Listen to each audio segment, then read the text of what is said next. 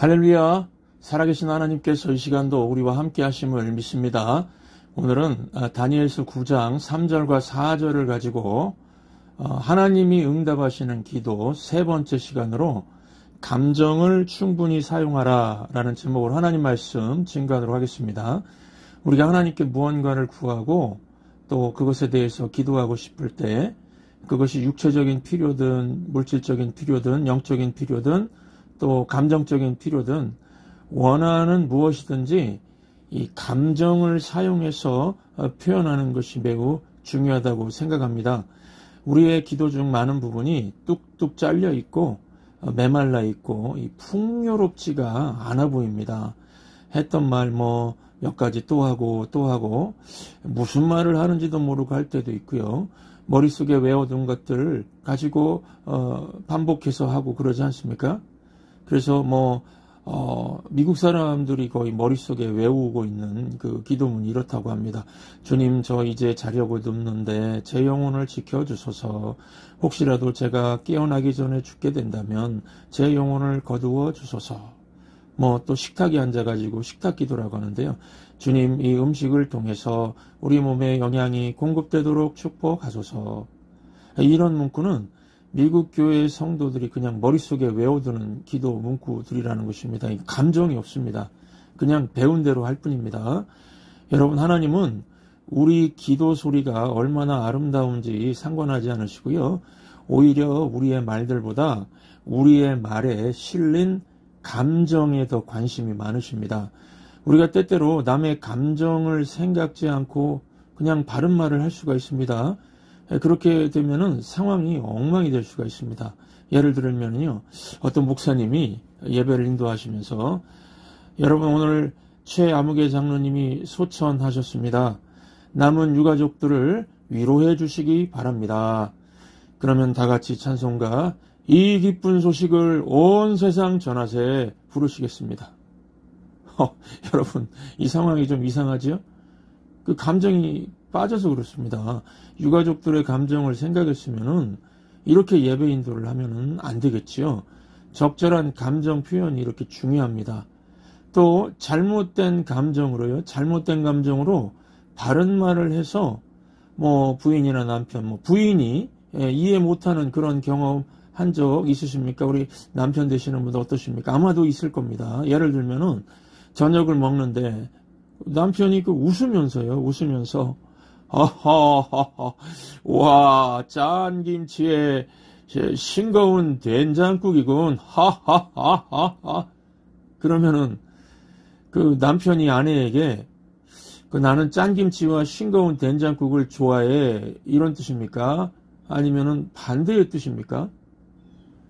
그 말은 제대로 할 수 있지만은 감정을 적절하게 사용하지 못하면요 나의 의사가 남에게 전달될 수 없고 이해를 못하는 것입니다. 마찬가지로 이 합당한 감정 사용은 하나님께도 중요합니다. 여러분, 하나님은 우리의 감정에 많은 관심을 갖고 계십니다. 두 가지 질문을 드립니다. 두 가지입니다. 첫 번째, 왜 하나님은 우리의 감정에 많은 관심을 가지실까요? 그것은 바로 하나님이 감정을 갖고 계시기 때문입니다. 우리가 좋은 감정이든 나쁜 감정이든 갖고 있는 것은 하나님의 형상으로 지어졌기 때문입니다. 사람은 동물에게 없는 감정이 있습니다.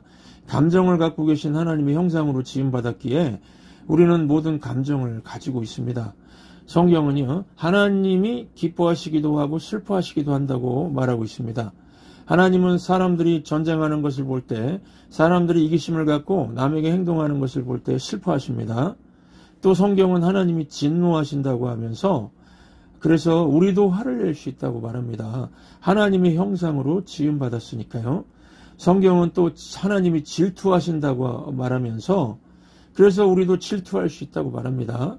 성경은 하나님이 하나님 대신에 다른 것을 사랑하는 거예요. 우상이죠. 우상숭배. 다른 것을 사랑하는 것을 보고 질투하신다고 합니다. 또 성경은 하나님이 안타까워 하신다고 말합니다. 세상을 내려다보면서 우리가 하고 있는 모든 일을 보고서 내가 하지 말라고 말했는데 기어이 하고 있구나. 저러면은 이 삶이 엉망으로 될 텐데 이러시면서 안타까워 하신다는 것입니다. 하나님이 이런 상황을 바꾸실 수 있을까요? 없을까요? 물론 하실 수 있습니다. 우리 모두를요, 그냥 꼭두각시로 만드시면 됩니다. 그런데 그렇게 안 하시고 물러서 계시면서, back off라고 그랬죠. 물러서 계시면서 스스로 하거라. 나를 사랑하라고 강요하지 않을 것이다.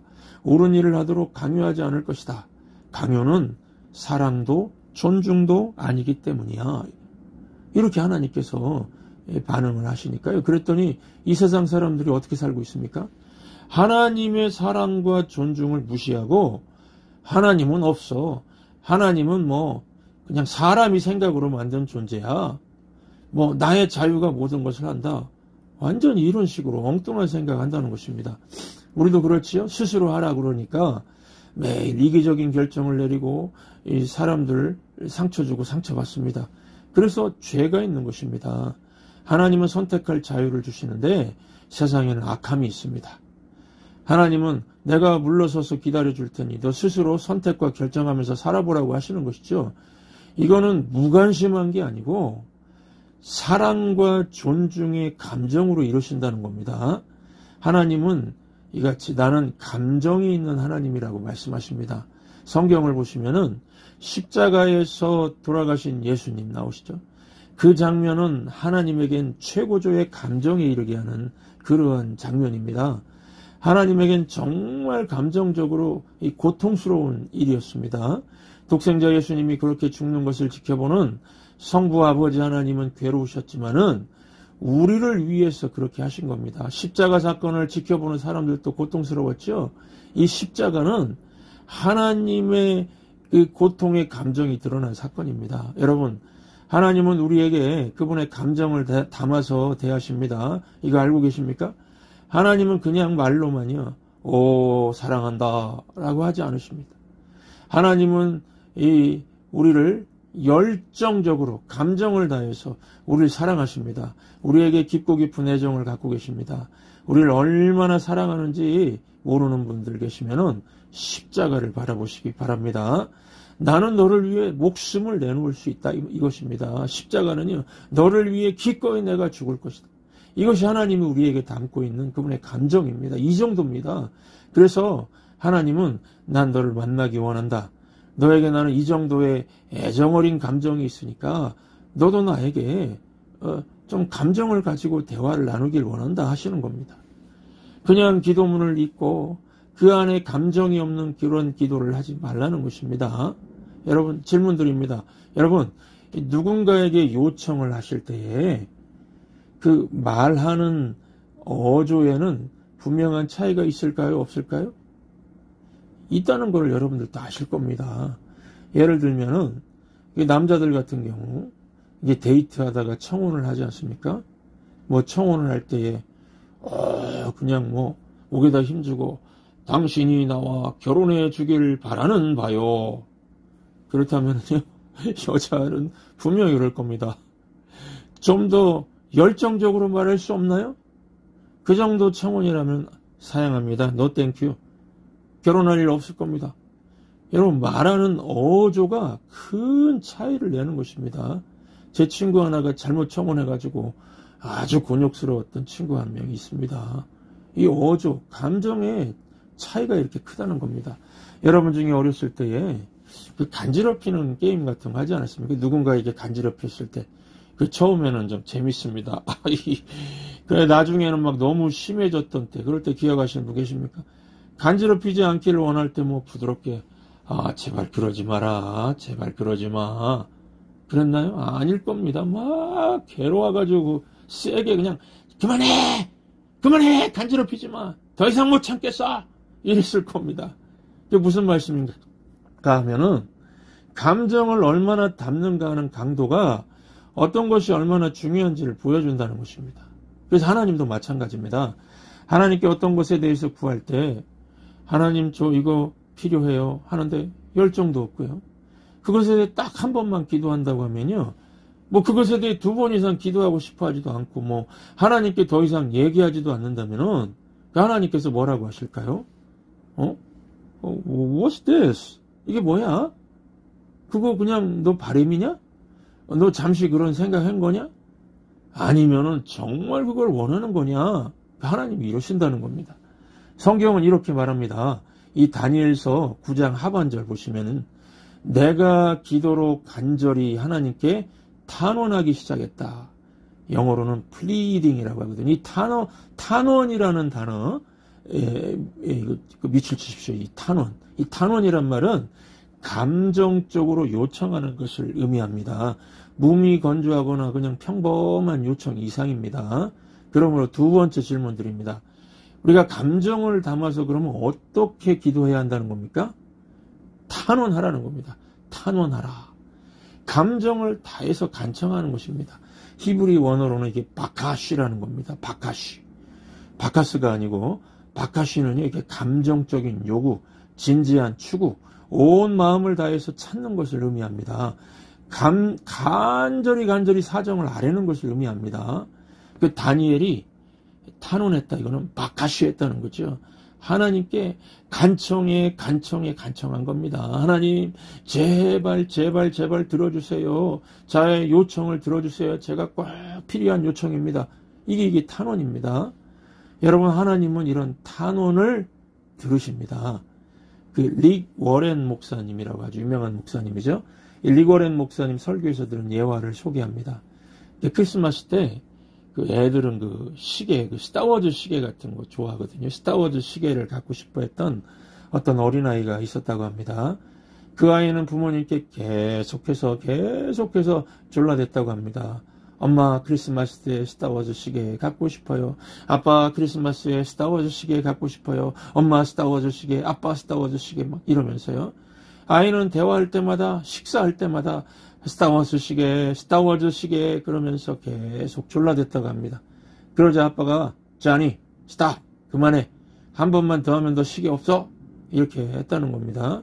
이 아이는 이게 똑똑하니까 일단은 아빠 말에 물러나서 이제 아무것도 안 했다고 합니다. 그리고 또 일주일쯤 지나서 온 가족이 이제 저녁 식사를 할 때 믿음이 있는 아빠니까 아빠가 얘들아, 우리가 성경 얘기를 나누면 좋겠구나. 각자 자기가 좋아하는 성경 구절 한 가지씩 말해보자. 어떤 구절이든 아는 성경 구절을 말해봐라. 이렇게 말씀을 하셨답니다. 그래서 이제 어떤 아이는 요한복음 3장 16절을 말했다고 합니다. 이건 모두가 다 알고 있죠. 하나님이 세상을 이처럼 사랑하사. 또 이제 10대의 자녀는 자기는 성경에서 가장 짧은 구절을 알고 있다고 그러면서 여러분, 가장 짧은 구절, 딱 두 단어로 되어 있는 구절이 있습니다. 요한복음 11장 35절. 예수께서 우시더라. 딱 두 자입니다. 예수께서 우시더라. 성경에서 가장 짧은 구절 얘기를 했다는 겁니다. 그 다음에 이제 자니 차례였습니다. 자니야, 네가 가장 좋아하는 구절은 뭐니? 아빠가 이렇게 물었다고 합니다. 그러자 자니가 제가 가장 좋아하는 구절은 마가복음 13장 37절입니다. 내가 전에 너희에게 말하였고 또 너희에게 말하노니 깨어 있으라. 여러분, 이게 깨어 있으라가 영어로 뭐냐면 watch고요. watch. 우리말로는 시계입니다. 아빠한테 시계 그런 겁니다. 똑똑한 아이죠.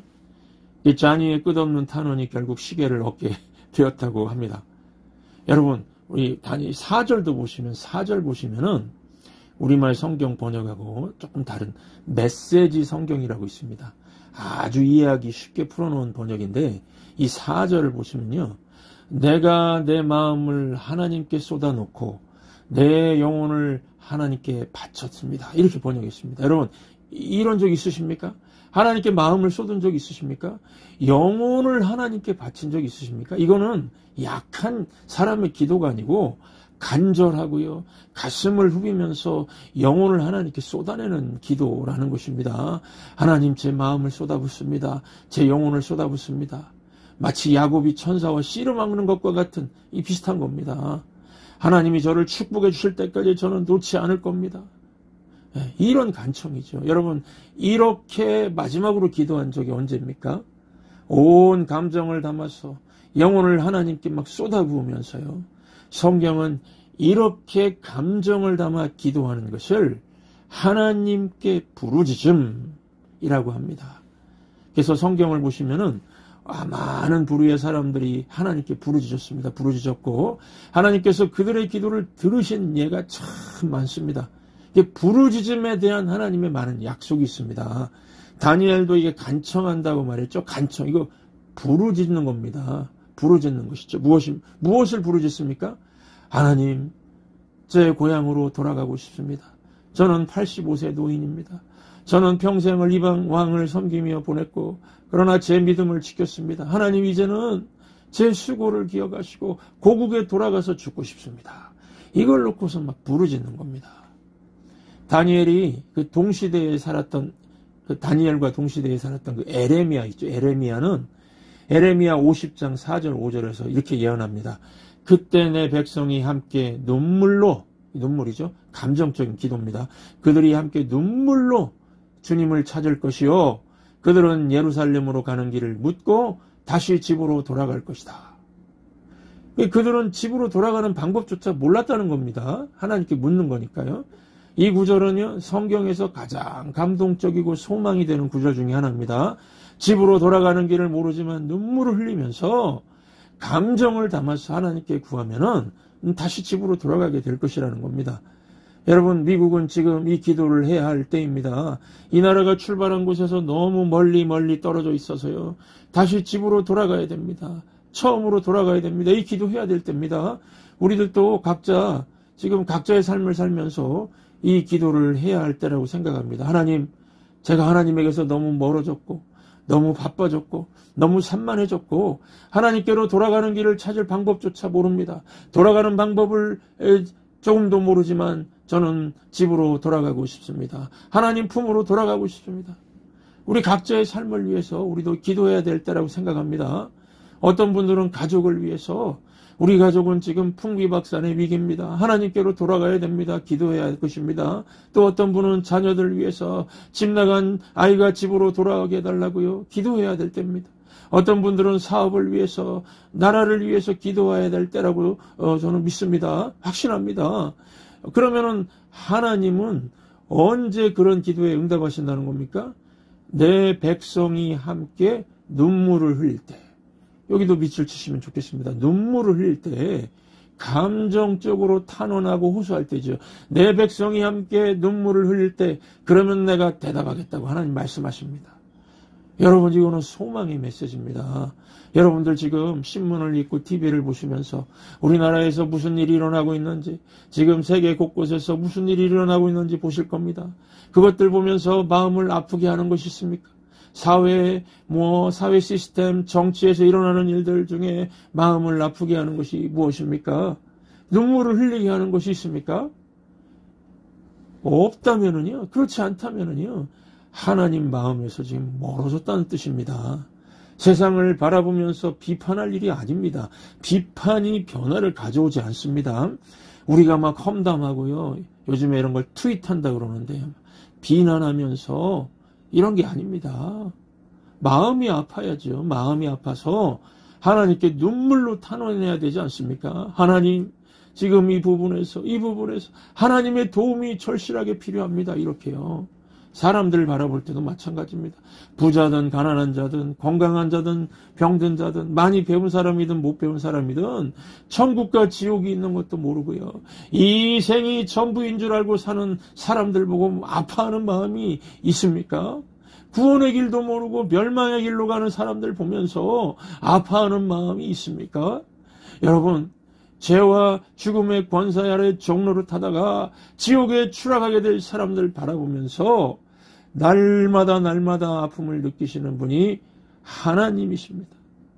하나님의 이런 사랑을 long suffering이라고 합니다. 오래 아파하는 사랑이라고 하는 것입니다. 그래서 하나님의 자녀인 우리도 아버지 하나님이신데 자녀가 이 하나님의 이런 사랑을 느끼고 하게 되는 것입니다. 어떤 총각 목사 얘기입니다. 그 교회 다니는 한 성도의 아버지가 암투병 중이었다고 합니다. 예수님을 영접하지 않은 상태에서 지금 죽음을 앞둔 상황이었습니다. 그 목사는 마음이 아팠습니다. 그 총각 목사는 거의 매일 찾아가서 예배드리고 기도해주고 돌봐주고 했답니다. 그 암 환자는 결국에 예수님을 영접하고 돌아가셨다고 합니다. 그 암환자 그분의 딸은 예쁘고 신앙 좋은 막 총각들의 그 교회 총각들 관심을 모으는 자매였는데 쉽게 접근할 수 없는 고고함까지 갖춘 자매였다고 합니다. 그런데 아버지를 돌봐주고 정말 아파하면서 예수님을 영접까지 시켜준 그 총각 목사의 모습을 보고 그녀의 마음이 열리게 되었고요. 지금은 그 목사의 아내가 되어 있다고 합니다. 여러분, 열리지 않는 마음을 여는 힘이 무엇입니까? 타인의 고통에 온몸을 던져서 동참하는 것입니다. 타인을 위해서 눈물로 기도하는 것입니다. 하나님께서 교회에 치유의 사명을 주셨습니다. 방황하는 영혼들과 병들어 고통하고 있는 이들을 위해서 눈물로 기도하고 그들의 아픔에 고통에 동참할 때에 그들의 영혼도 마음도 육체도 치유가 일어날 것이라고 확신합니다. 이 하나님 아버지의 마음, 하나님의 아버지의 마음이란 찬양이 있는데 참 좋아하는 가사입니다. 이런 가사입니다. 아버지, 당신의 마음이 있는 곳에 나의 마음이 있기를 원해요. 아버지, 당신의 눈물이 고인 곳에 나의 눈물이 고이길 원해요. 아버지, 당신이 바라보는 영혼에게 나의 두 눈이 향하길 원해요. 아버지, 당신이 울고 있는 어두운 땅에 나의 두 발이 향하길 원해요. 이 하나님 아버지 마음입니다. 이 시간 저와 여러분은 우리 모두는 이 하나님의 마음을 품고 세상을 치유하는 사명을 감당하겠노라 결단하면서 아픔을 가지고 고통과 어려움 가운데 있는 사람들을 삶 가운데 나아가서 동참하고 동고동락하면서 눈물로 기도하면서 이들의 영혼을 위해서 이들이 생명의 역사가 일어나고 참 천국 백성이 되고요. 영생의 기쁨을 누리며 이 땅에서도 행복하게 살다 다 같이 우리 함께 이 천국에 가서도 행복하게 살 수 있는 이 일들을 위해서 우리가 함께 헌신하고 충성할 수 있기를 주의 이름으로 축원합니다. 우리 다 같이 하나님 아버지의 마음이란 찬양 함께 부르시겠습니다. 아버지, 당신의 마음이 있는 곳에 나의 마음이 있기를 원해요.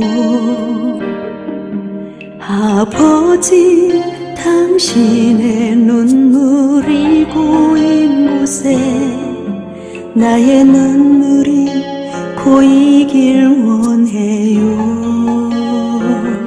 아버지, 당신이 바라보는 영혼에게 나의 두 눈이 향하길 원해요. 아버지, 당신이 울고 있는 어두운 땅에 나의 두 발이 향하길 원해요. 나의 마음이 아버지의 마음 알아.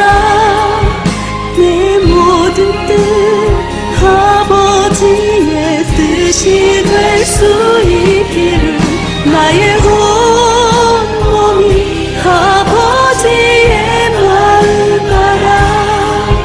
내 모든 삶 당신의 삶 되기를. 아버지, 당신은 바라보는 영혼에게 나의 두 눈이 향하길 원해요. 아버지, 당신이 울고 있는 어두운 땅에 나의 두 발이 향하길 원해요. 나의 마음이 아버지의 마음 알아. 내 모든 뜻 아버지의 뜻이 될 수 있기를 나의 온 몸이